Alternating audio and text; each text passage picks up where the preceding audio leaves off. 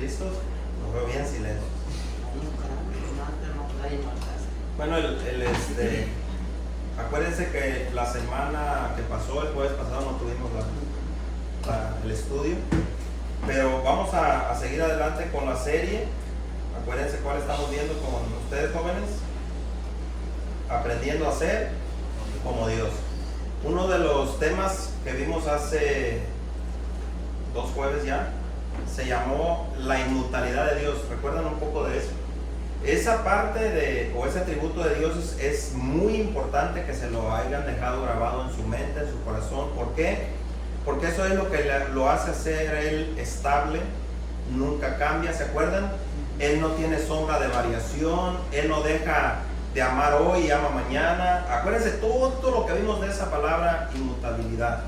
Eso apunta a que el Señor es eterno. Lo que Él prometió, Él lo va a cumplir. No importa si nosotros pensamos que sí o que no, eso a Él no lo va a mover. El Señor es eterno, el Señor es paciente, su amor es eterno. Todo eso es parte de lo que es el Señor en cuanto a eso de la inmutabilidad. El Señor es inmutable. Él lo que promete lo va a cumplir. Él jamás va a cambiar. Él siempre es el mismo. Entonces, basado en esto, ¿se acuerdan que les dije que vamos a ir viendo, por ejemplo, vimos la justicia de Dios, aprendimos a cómo ser justos también, basado en esto? Obviamente nunca vamos a ser justos como Dios se los ha aclarado bastante. En cuanto a la inmutabilidad de Dios, ¿se acuerdan que les dije que vamos a aprender cómo aprovechar este atributo de Dios para nuestro propio bien, para nuestras propias vidas? ¿En qué sentido? Dios a nosotros también nos manda a ser estables, ¿no? A ser de un pensamiento, a no ser movidos. Es parte de lo que Él nos pide, porque como Él es nuestro Señor, es nuestro Dios, nosotros podemos ser firmes en la fe. Entonces la firmeza en la fe es muy importante en los hijos de Dios, especialmente en ustedes jóvenes. En todos, pero en los jovencitos es bien importante que la fe que ustedes tienen en Dios no ande vagando por aquí, por allá, de acuerdo a lo que ustedes ven o escuchan. ¿Sí me entienden? Ustedes deben de tener una fe genuina. Acuérdense lo que es fe.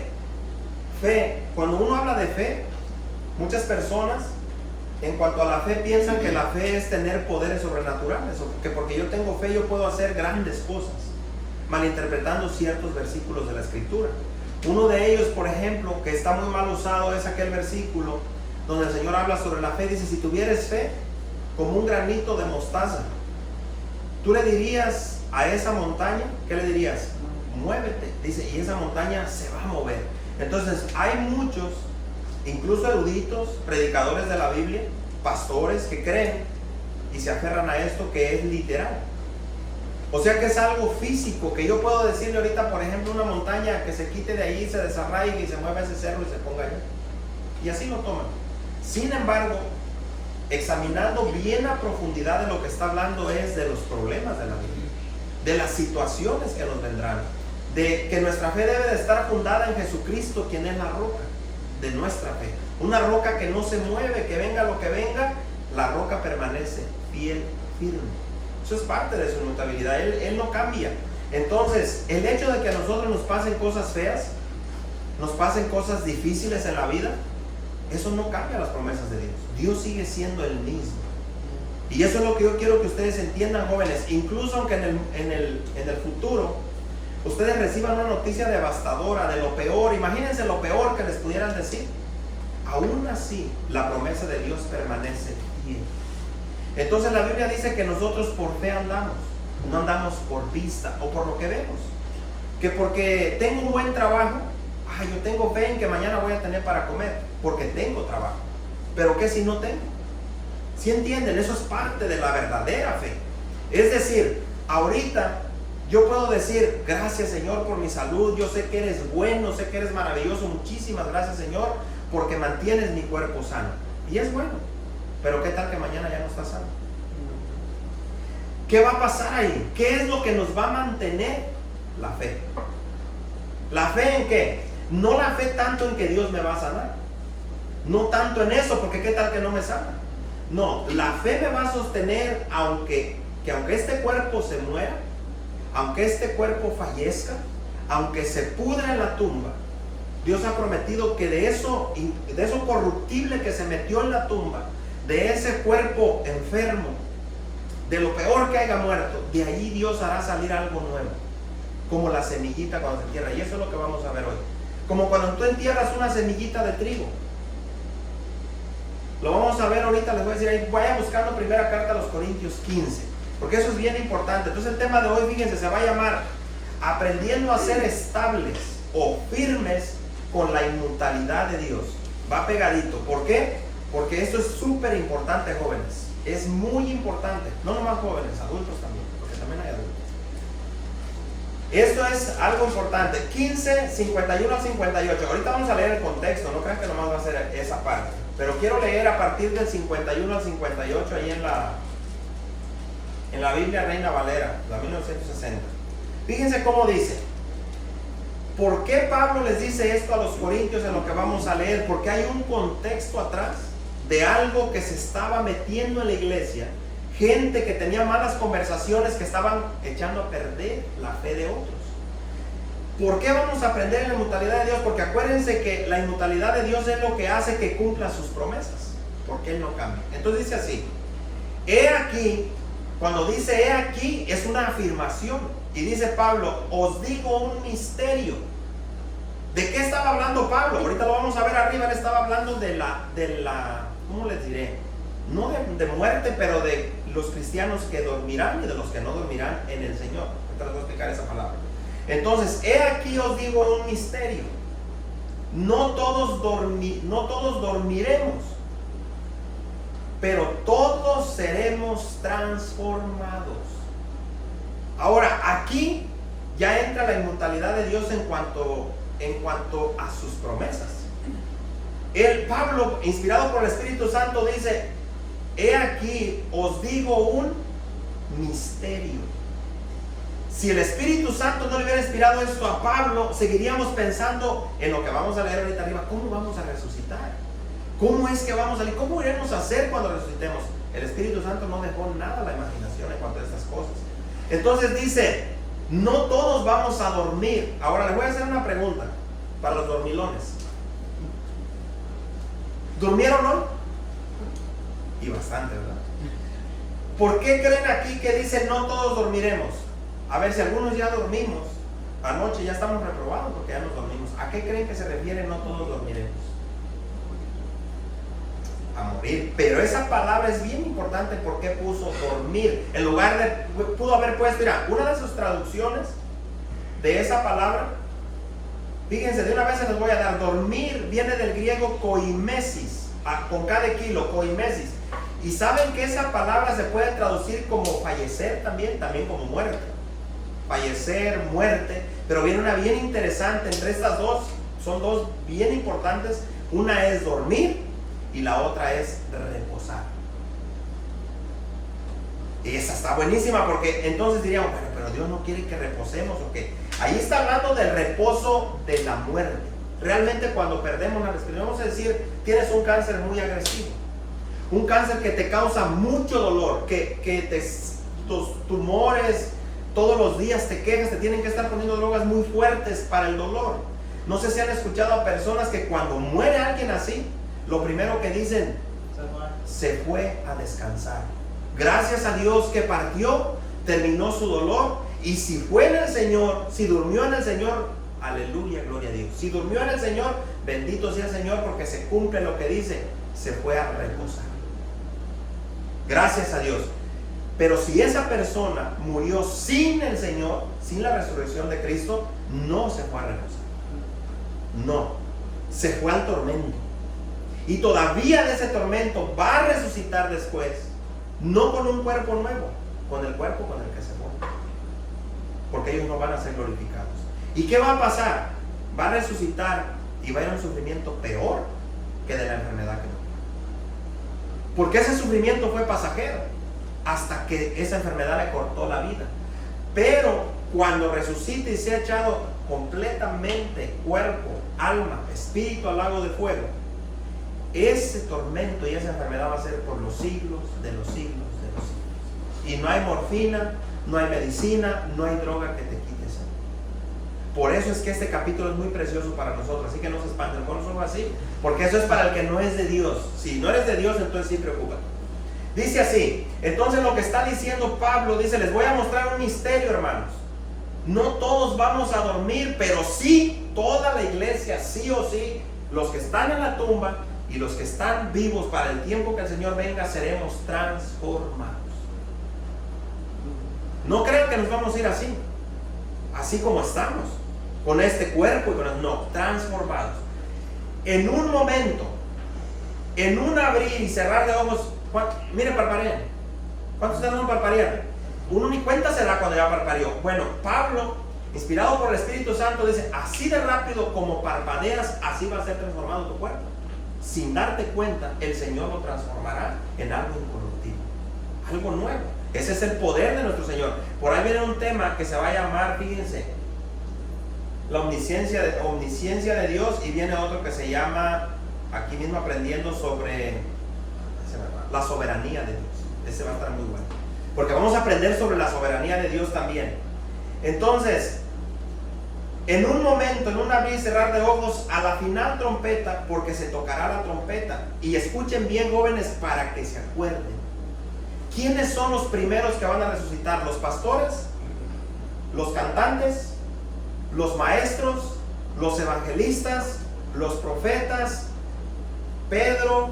¿Pablo? ¿Los que están en la Biblia, en el Nuevo Testamento? ¿Quiénes son los primeros que van a resucitar? ¿Quiénes? Los muertos en Cristo. Ahí no hay acepción de personas, nada de que uno primero, el otro no. Es una sola esperanza, una sola fe. No crean que porque Pablo fue el discípulo que más escribió cartas, va a resucitar primero que Pedro. No, todos parejitos, al mismo tiempo. Pero aquí hay algo interesante, fíjense bien. Si hay un orden, porque dice, y los muertos serán resucitados incorruptibles, y nosotros seremos transformados. Nosotros vamos a ser transformados, porque es necesario que esto corruptible se vista de incorrupción. Ustedes saben que nuestro cuerpo es corrupto. ¿Saben qué es corrupto? Hace rato venía hablando un poquito con mi esposa sobre la corrupción. ¿Qué es ser corrupto? ¿Qué es ser corrupto? Algo que está echado a perder. Ustedes han escuchado a la policía en México, por ejemplo. Un policía tiene un trabajo, ¿no? Y tiene que ser honesto porque está para representar la ley del Estado. Ese policía o ese federal tendría que representar bien al gobierno, al país que representa, a las leyes de su país. Sin embargo, el policía, por bien monetario, se corrompe. Te para, tú le dices, mire, déjeme ir, le voy a dar 200 pesos. Y si el policía es honesto, sincero, que no se mueva de su pensar, va a decir no. Usted infringió la ley y usted merece una multa. Y te va a mandar a que pagues la multa donde la debes pagar, o aporte. Sin embargo, el que es corrupto lo va a aceptar. ¿Por qué? Por beneficio personal. Porque piensa que haciendo esto va a tener más y nunca va a tener más. En la vida cristiana es lo mismo. En la vida de los hijos de Dios pasa exactamente lo mismo, aunque ya somos cristianos. Les voy a decir algo, a veces somos corruptos. Y van a decir, ¿yo corrupto? ¿Sí? Cuando hacemos algo en contra de la ley de Dios, ¿qué es? Es corrupción. Es ser corrupto. Por eso es que vamos a aprender a ser estables, firmes en lo que creemos. Entonces, es necesario que esto corruptible, este cuerpo jamás va a ser incorruptible ahorita. Aunque ustedes se esfuercen, aunque nos esforcemos al 200%, en algo vamos a estar mal. Todo el tiempo. Porque si no, ya tendríamos el cuerpo glorificado. Siempre va a haber algo en nosotros que Dios lo va a reprobar. Y eso no es para desanimarnos y decir, no, esto no vale la pena. Al revés. Es para que luchemos más. Porque la ley de Dios nos hace ver el pecado y nos ayuda a avanzar. Porque no estamos ciegos. Entonces, mientras estemos aquí, seguimos siendo corruptos y corruptibles, dice. Pero un día va a llegar cuando este cuerpo corrupto se vista de algo que es incorruptible, que el pecado ya no nos va a poder engañar. Eso es lo que nos hace corruptos, el pecado. Y creemos en nuestra mente que estamos bien, pero muchas veces no lo estamos. Muchas veces creemos que mis intenciones son buenas, cuando realmente detrás de esas intenciones se esconde algo que no está, algo corrupto. Y dice, y esto mortal, está hablando del cuerpo, se vista de inmortalidad. Esa palabra está buenísima. ¿Saben que nosotros somos mortales? ¿Por qué somos mortales? Porque un día nos vamos a podrir en la tumba, si no viene Cristo antes. Somos mortales, pero la promesa del Señor aquí es este cuerpo que se va a morir seguramente de algo. A lo mejor vamos a morir musculosos, sanos, pero nos vamos a morir. De algo nos vamos a morir. Miren, yo he visto accidentes tan terribles en la mañana tempranito y siempre pasa por mi mente, digo, esa persona seguro iba a su trabajo. Seguro iba a su trabajo. A lo mejor iba tarde y iba metiéndole el pie a todo lo que da y se pasó la luz, el alto. ¿Y qué pasó? Llevaba planes, mi patrón me va a regañar. ¿Qué va a decir mi patrón? Y aquí ya voy tarde. ¿Y qué hago? Y llegas, según tú vas a llegar 5 minutos temprano y nunca llegaste. Somos mortales y nos vamos a morir de hambre. Eso ténganlo presente, porque eso nos ayuda a vivir más alerta. A veces pensamos que nunca se nos va a llegar, pero se nos va a llegar. Pero la promesa que nos ayuda, por lo menos en mi corazón me da mucha alegría, es que no siempre vamos a ser mortales. Un día vendrá la inmortalidad en nuestras vidas y se va a acabar esa preocupación. Y cuando esto corruptible se haya vestido de incorrupción y esto mortal se haya vestido de inmortalidad, entonces se cumplirá la palabra que está escrita: sorbida es la muerte en victoria. Y luego dice: ¿dónde está, oh muerte, tu aguijón? ¿Dónde, oh sepulcro, tu victoria? Ya que el aguijón de la muerte es el pecado, y el poder del pecado la ley. ¿Ustedes saben qué es un aguijón, jóvenes? ¿Saben qué es un aguijón? ¿Han visto a las abejitas cuando les meten la colita y ¡tras! ¿Saben cómo se llama eso? Aguijón. Es como una aguja. Traen una cosita tan pequeñita, pero ¿cuánto daño hace? ¿Han visto los abejorrotes esos negros que andan a veces ahí en el zacate? Son tan pequeñas sus agujitas que uno dice, ¿qué me va a hacer? Deja que te penetre la piel y te vas a dar cuenta. Tan pequeño es eso que uno se confía y dice, es que es un animalito insignificante. Incluso una hormiguita de esas rojas que hay aquí. Y uno la ve, ese animalito tan bonito, si tú lo ves de cerca, tan bien hecho, que es, ¿qué puede hacer? Y te confías. Porque dices, es algo pequeño, no me va a causar daño. Sin embargo, hay personas que han ido a parar al hospital por piquetes de garrapatas, de hormigas, de avispas. Y yo conozco personas así. ¿Y cómo nos creemos a veces? Nos creemos súper fuertes, ¿no? Como que, ¿qué me va a hacer a mí algo? ¿Y saben qué? ¿Por qué les estoy dando ese ejemplo? ¿Por qué les doy ese ejemplo? Porque a veces somos tan confiados en el pecado que pensamos, ¿qué me va a hacer una miradita?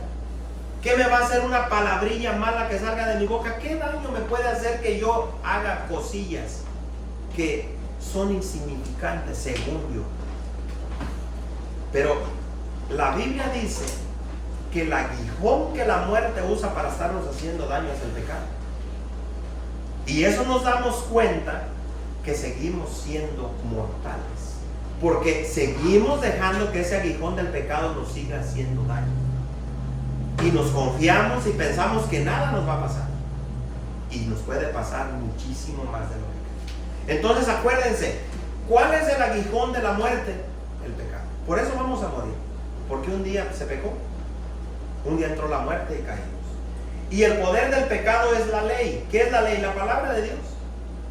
¿Por qué creen ustedes que el poder del pecado es la ley de Dios? Pablo lo dijo una vez bien claro. Dijo así Pablo: yo no sabría que robar es malo si la ley no dijera que robar es malo, o que desear lo ajeno. ¿Cómo sabríamos nosotros que pensar cosas malas es pecado si no dijera la palabra de Dios que lo es. Si ven que mucha gente se contradice, mucha gente que es atea incluso dicen, es que Dios no existe. No existe Dios. Pero si ustedes ven las leyes de las cortes de todo el mundo, todas las leyes que existen están basadas en los 10 mandamientos. Todas, sin excepción, hasta las de las tribus. Porque la ley de Dios está escrita en los corazones de los seres humanos. Allí está escrita la ley de Dios. Entonces, esto nos dice que la muerte aprovecha para hacernos caer. El pecado mismo. ¿Cómo lo hace? Nos engaña. El aguijón de la muerte es el pecado. Uno dice, no está tan mal. Y sin embargo, cuando menos sentimos, ya nos piqueteó el pecado. Entonces, fíjense bien. 57. Mas gracias sean dadas a Dios que nos da la victoria. Fíjense, nos da la victoria. ¿Sí ven que no está en pasado? ¿Está en qué? ¿En presente o en futuro? ¿En qué está?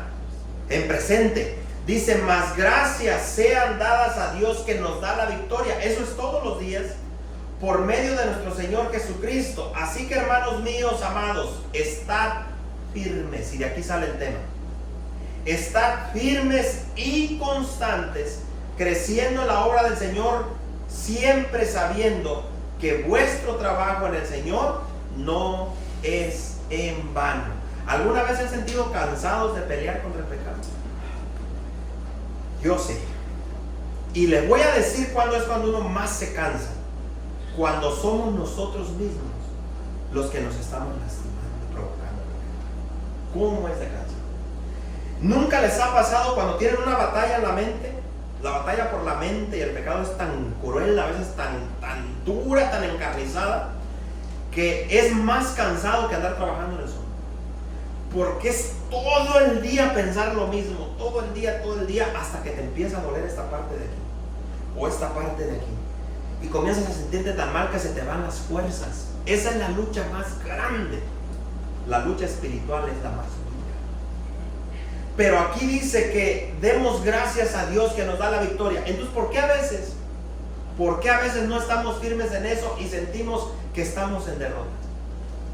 ¿Por qué a veces no se siente esa victoria como que ganamos? Como cuando jugamos vóley con ustedes. Y ganan y le gané a mi tío. ¿Cómo se siente cuando me roban un balón? Cuando me logran hacer una. Le gané, le tumbé un saque.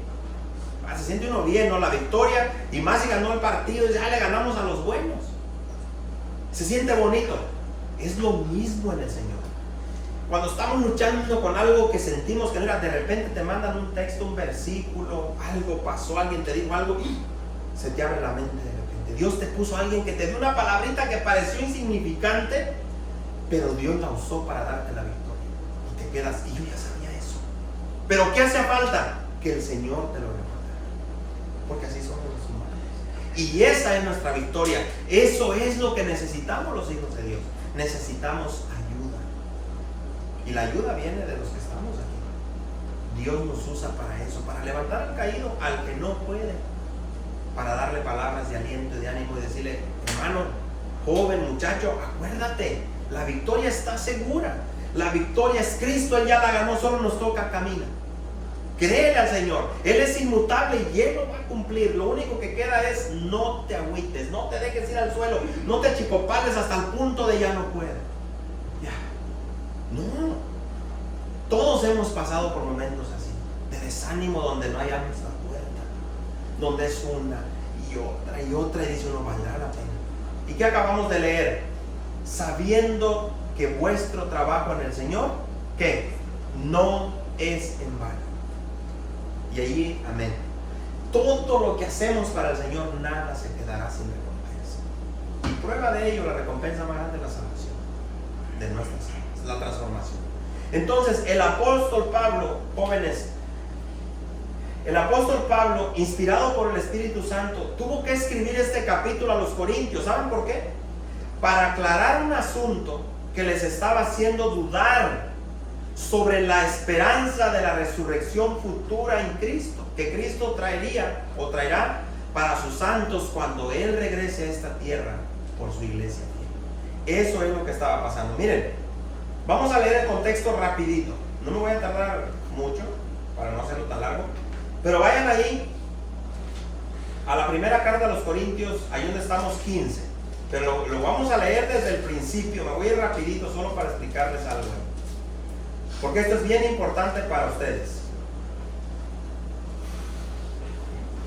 Comienzo con una pregunta, pero sean honestos en su corazón ahí con Dios. ¿Ustedes creen en la resurrección de Jesucristo para los muertos, para sus hijos? ¿Creen que un día el Señor los va a resucitar para los muertos? Si no lo creen, tienen un problema bien grave en su corazón, porque de eso se trata la salvación. La salvación se trata de un día ser resucitados e ir al cielo con Él para siempre. Y los corintios estaban teniendo el mismo problema. Ahora, ¿es pecado la duda? Sí, es pecado. Pero ahora, ¿la duda te va a hacer que te pierdas? No. Si te regresas al cielo, si te acercas a Él. Fíjense bien lo que dice aquí.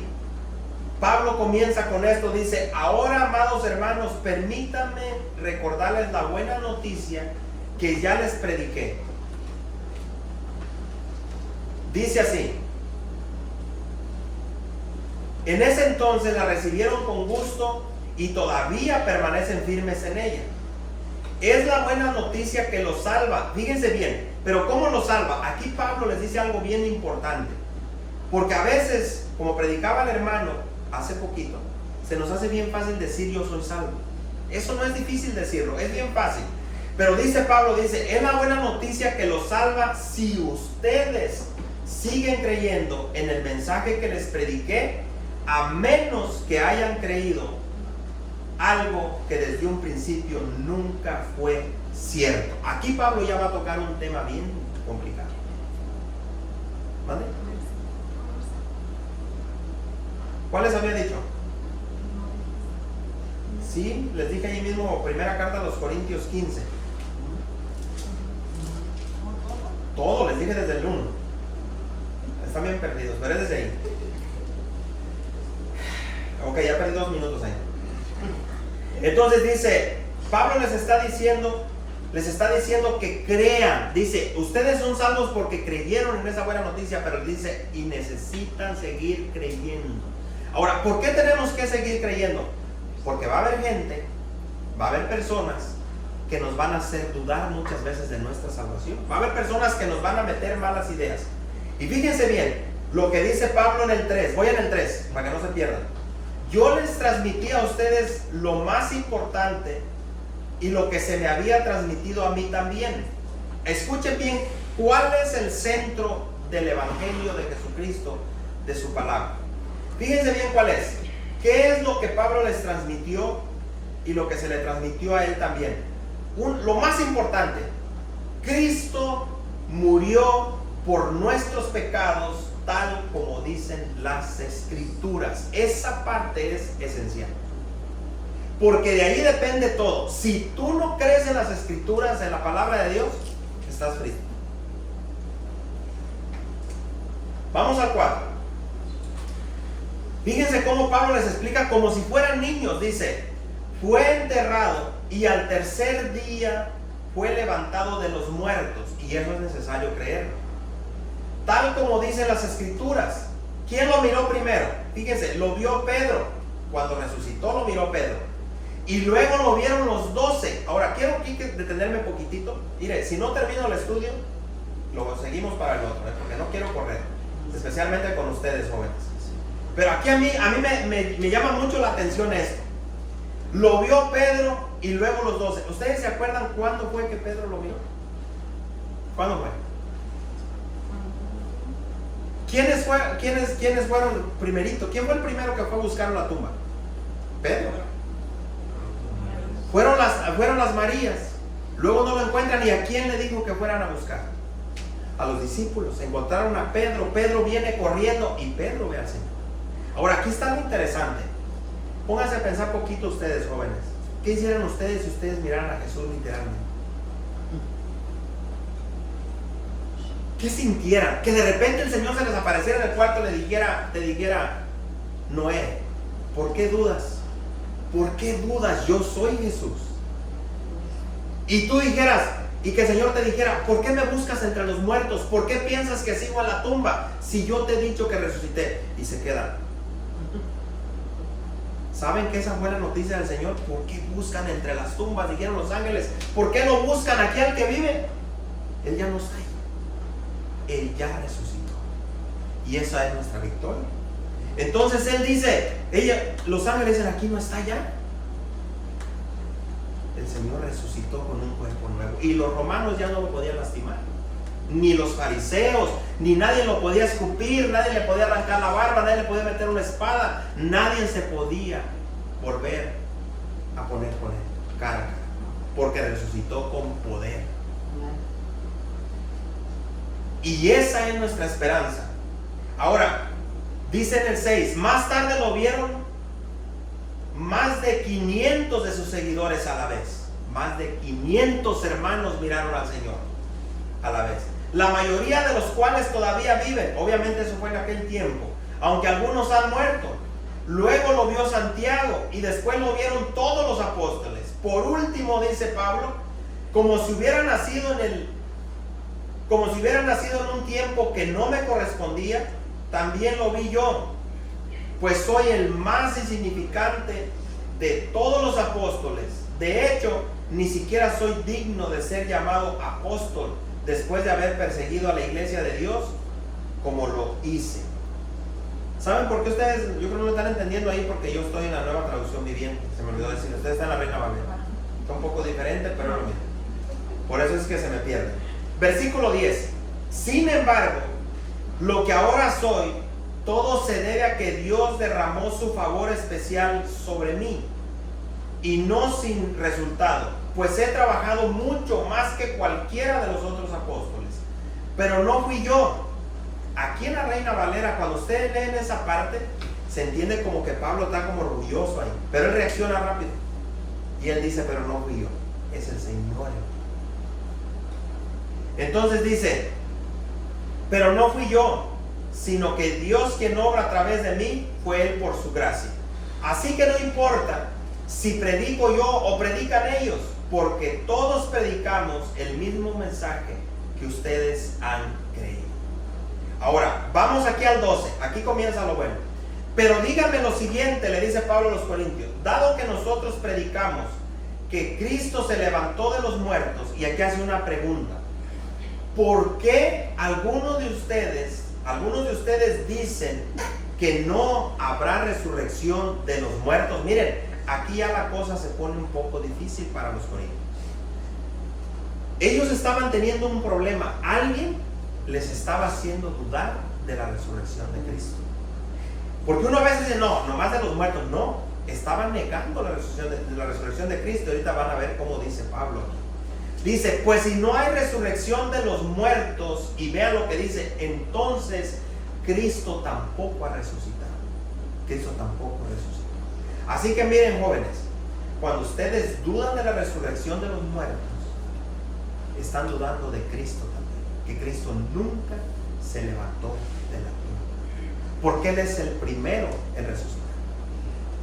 Entonces, si ustedes lo dudan, es poner la resurrección de Cristo en tela de juicio, como diciendo, pues Jesús no resucitó tampoco.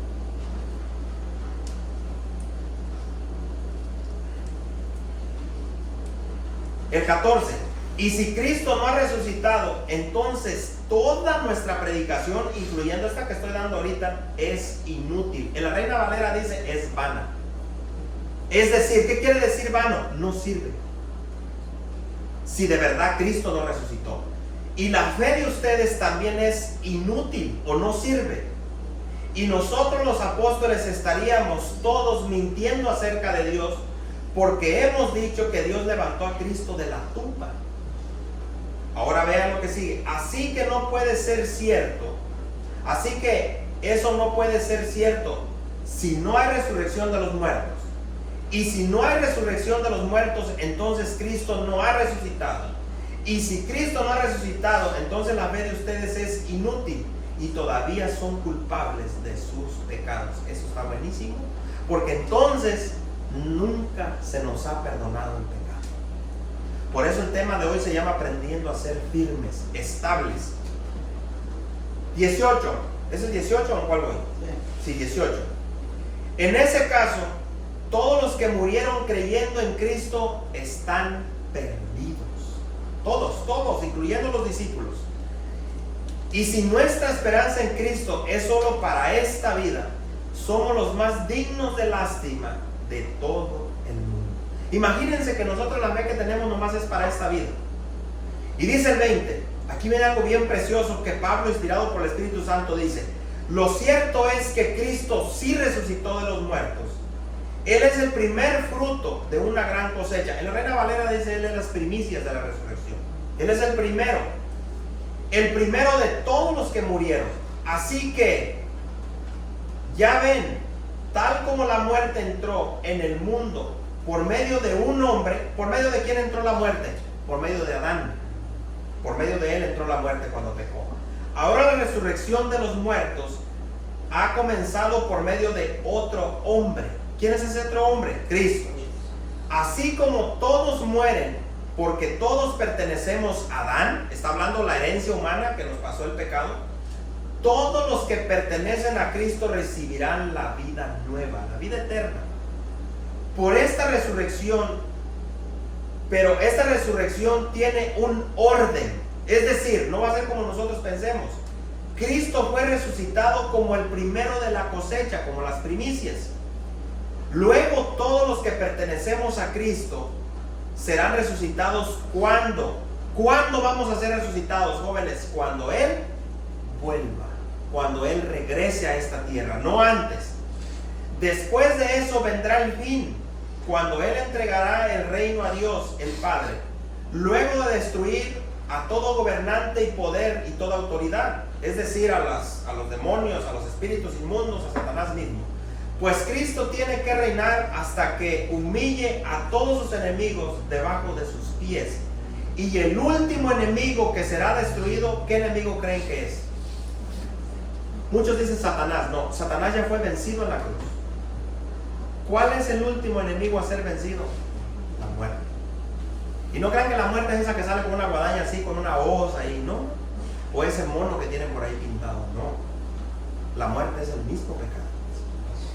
Es el pecado, porque muchos ponen que es un espíritu. La Biblia no habla que la muerte es un espíritu. No, la muerte es el pecado mismo. Muerte es separación, nada más. Y la segunda muerte es separación eterna.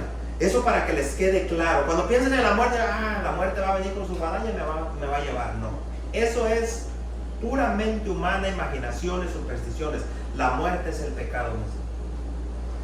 Si ustedes dicen, pero ¿quién es el que causa la muerte? El pecado. ¿Quién la efectúa? Dios. No es el diablo, porque ahí pueden confundirse. Quien efectúa, quien lleva a cabo la muerte de todo ser humano es Dios. Él es el que la permite. ¿Y por qué? Porque Él lanzó un juicio cuando el hombre pecó. No fue Satanás. Dijo, el día que peques, el día que tú peques, ciertamente que vas a morir. Entonces el pecado es muerte. No más para que les quede claro, porque no quiero que se vayan a quedar con esa idea que la muerte tiene poder. No, la muerte no tiene ningún poder. Entonces el último enemigo a ser destruido, ¿saben? Cuando pone ahí muerte, también pueden poner será el pecado. Porque después de que resucitemos el pecado, se acabó la muerte, se acabó. No más pecado. Pues las escrituras dicen, Dios ha puesto todas las cosas bajo su autoridad. Claro que cuando dice todas las cosas están bajo su autoridad, no incluye a Dios mismo, quien le dio a Cristo su autoridad. Entonces, cuando todas las cosas estén bajo su autoridad, el Hijo se pondrá a sí mismo bajo la autoridad de Dios, para que Dios, quien le dio a su Hijo la autoridad sobre todas las cosas, sea completamente supremo sobre todas las cosas en todas partes. Ahora dice el 29, si los muertos no serán resucitados, aquí viene algo interesante, ¿para qué se bautiza la gente por los que están muertos? Y aquí le voy a hacer una pregunta a los adultos más que nada. ¿Qué quiere decir que se bautizan por los muertos? Una vez escuché a un predicador decir una herejía ahí. Pero ¿saben por qué dice esto? Por Cristo, no por más muertos, por Jesús. Porque lo que está diciendo, a ver, Si Jesús permaneció en la tumba, si nunca resucitó, acuérdense que el tema principal es ese, el central es que muchos creían que Jesús no había resucitado. Entonces dice, ¿para qué te sigues bautizando por alguien que está muerto? ¿Quién es Cristo? Según esta idea de ellos. Entonces dice, no es verdad, Cristo resucitó de verdad. Entonces dice, ¿para qué hacerlo? ¿Para qué hacerlo a menos que los muertos algún día resuciten? Es otra pregunta. Y viene otra vez, vamos al 30 con otra pregunta. ¿Y para qué nosotros a todas horas pondríamos en peligro nuestra vida? Esto es por la predicación de la palabra de Dios. Pues juro, amados hermanos, que todos los días enfrento la muerte. Esto es tan cierto como el orgullo que siento por lo que Cristo Jesús nuestro Señor ha hecho en ustedes. Y viene otra pregunta en el 32. ¿Y qué valor hubo en luchar contra las fieras salvajes? Esa gente de Éfeso. Miren, en la Reina Valera está un poco confuso sobre las fieras, pero era la gente de Éfeso. Gente que se comportaba como fieras contra los apóstoles, como bestias se les iban encima. ¿Saben por qué los odiaban? Por decirles la verdad. Los querían despedazar.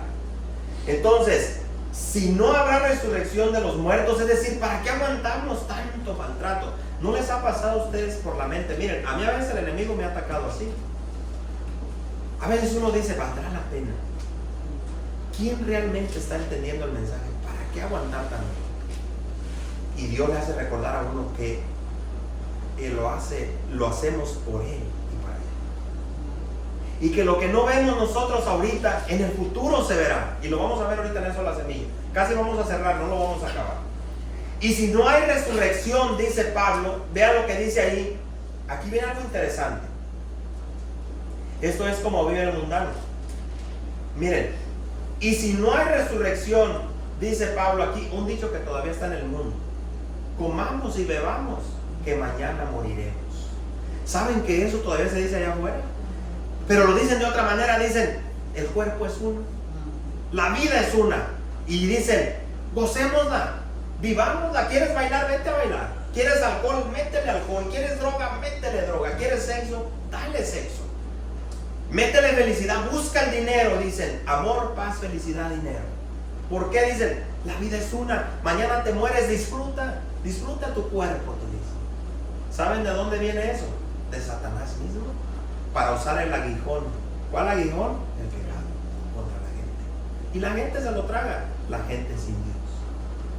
Y así les meten esa idea en la mente, les dicen, se está yendo la juventud. Y todavía dicen, ¿nunca has ido a un baile? ¿A una discoteca? No. ¿A un nightclub? No, hombre, no sabes lo que te estás perdiendo todavía. ¿Nunca te has fumado una droguita, una bachita de marihuana? No sabes lo que te pierdes. ¿Ya tuviste sexo? No. ¿Eres virgen? Sí. 20 años virgen, 19, no. ¿En qué mundo vives? Cavernícola. No sabes lo que te estás perdiendo. ¿Sabes que cuando te dicen eso? Dile, sí sé lo que me estoy perdiendo. Me estoy perdiendo la condenación eterna. Eso es lo que me estoy perdiendo. Porque si yo te hago caso, yo pisoteo el nombre de mi Señor y entonces Él me trae juicio. Así que sí me estoy perdiendo mucho, me estoy perdiendo el castigo. Y estoy viviendo una vida feliz para Cristo. Entonces dice así, vean lo que continúa en el 33. Esto es bien interesante. Dice, no se dejen engañar. Esto es, dice, manténganse firmes, de lo que se trata el tema. No se dejen engañar por los que dicen semejantes cosas. Es decir, gózate, dale al cuerpo. Porque a las malas compañías, o las malas compañías corrompen el buen carácter. Y la Reina Valera dice, las malas conversaciones corrompen las buenas, ¿qué? Costumbres. Es decir, tú estás con un joven y te comienza a decir, ¿a poco tú crees en Dios? Ya está la mala conversación ahí. ¿Y sabes qué deberías hacer si eres un débil y todavía dudas de Dios y tienes dudas? Corre. Porque si tú no eres firme y un jovencillo que no es de Dios o un adulto te dice, ¿a poco tú crees en Dios? ¿Tú crees que de verdad hay resurrección? Eso déjalo para gente antigua, anticuada, religiosa, te dicen. ¿Eso cómo vas a creer eso? A estas alturas en el siglo XXI sigues creyendo en ese tal Jesús. Y tú prestas atención a eso, Satanás te va a meter un dardo de fuego al corazón. Y te va a meter el pecado. Y aquí dice, las malas conversaciones. Miren, en esta versión dice, las malas compañías, las malas amistades corrompen el buen carácter. ¿Qué te va a pasar? El carácter que Cristo estaba formando en ti se te va a apagar. ¿Por qué? Porque comienzas a escuchar tonterías. Comienzas a escuchar a gente que dice, ¿todavía crees en eso? No creas en eso. Eso déjalo para tu papá y tu mamá que les funcionó. Aquí no te va a funcionar. Entonces dice en el 34, piensen bien sobre lo que es correcto y dejen de pecar. Pues para su vergüenza les digo que algunos de ustedes no conocen a quién. Y aquí dice, fíjense cómo dice aquí, con este cierro, porque no lo terminé, lo vamos a terminar después. Dice así, se los voy a volver a leer. Piensen bien sobre lo que es correcto y dejen de pecar. ¿De qué pecado está hablando? De estar maquinando y pensando tonterías. Miren, no alcanzamos a llegar ni a lo de la semilla. Nos lo vamos a echar un banquetote para la semana que viene, si Dios quiere, porque vamos a hablar sobre la resurrección, cómo lo pone entre la semilla y cómo el apóstol Pablo explica. Entonces dice, piensen bien sobre lo que es correcto y dejen de pecar. Y escuchen esto, pues para su vergüenza les digo, y aquí pudiera haber alguien así, que algunos de ustedes no conocen a Dios en lo absoluto. Ahora, aquí les voy a hacer una pregunta y con esto cierro. ¿A quién se lo mandó? ¿A los romanos? ¿A los griegos? ¿A la gente perdida de afuera? ¿Al rey? ¿A quién se lo mandó? A la iglesia de Corinto. Fíjense qué exhortación les dio el apóstol Pablo a esos cristianos. Estaban dudando de su salvación, de la resurrección de Cristo. ¿Por qué? Por estar escuchando tonterías. Así que yo les voy a dar un consejo, jóvenes. Cuando alguien esté hablando tonterías sobre Dios, sobre su palabra, sobre la resurrección de los muertos, sobre la esperanza que tenemos, o corrigen ustedes y se afianzan en la fe, o apártense. Háganse un lado, si no tienen argumentos, porque los van a hacer dudar y los van a hacer pecar contra Dios. Y al rato van a decir, no, ni existe Dios, ya ni voy, no vale la pena, mejor me tiro al baile, al mundo, al sexo y voy a hacer todo como quiera. Dios no existe. Y cuando te mueres, te vas a llevar una gran sorpresa. Pónganse de pie. No lo acabamos, vamos a traer otro sobre este tema de estar firmes o estar